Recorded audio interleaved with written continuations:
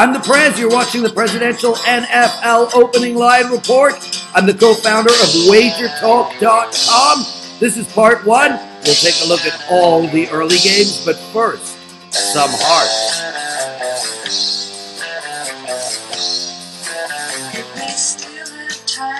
Thanks so much, everyone, for watching. We'll be putting this up on our WagerTalk YouTube channel every single week, Tuesday or Wednesday, and I really do appreciate the comments. Even the people calling me old man, telling me I'm wrong. Just listen to the end, and I'm happy with that. Thanks so much, everybody. Before we get into taking apart all the games, and we're going to be taking apart all the early games in this episode, I just want to let you know I went 2-1 last week. I am 16-8 on the NFL season, and I have my best play of the month of October up at WagerTalk.com right now. I want to give all of you a promo code to get that play for only $10. Go to WagerTalk.com and use the promo code NFL10, and that play, my favorite play this month, is up for you for $10.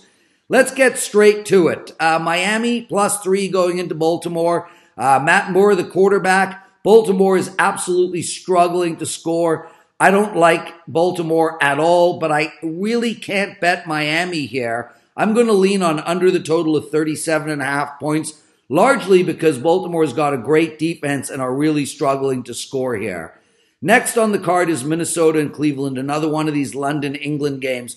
Minnesota is -9.5 in this game. And I struggle to take Minnesota -9.5 against anybody. Yes, they're winning games. Yes, it's likely they'll win the division. Yes, it's likely they'll actually win this football game. But Cleveland, they're playing teams tough.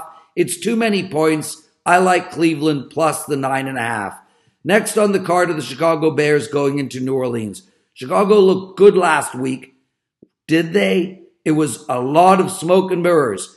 Cam played terrible for Carolina, and they had a ton of turnovers, a ton of points off of turnovers. They literally struggled to move the ball, whereas the Saints looked outstanding. The Saints' defense is for real. Their offense is clicking. I can't suggest betting -9. It's too big a number, but I do lean on New Orleans Saints, and I like under the total of 47 in this football game. Atlanta going into New York. This is the game that Atlanta turns their season around. They looked horrific last week against New England. Do you realize that the Pats were on pace to put up the worst defensive performance in history of the NFL? And the Atlanta Falcons barely scored. Yet now they got the Jets. 2 really tough losses in a row for New York. I think this is a great spot for the Falcons, and I'm going to take Atlanta -4.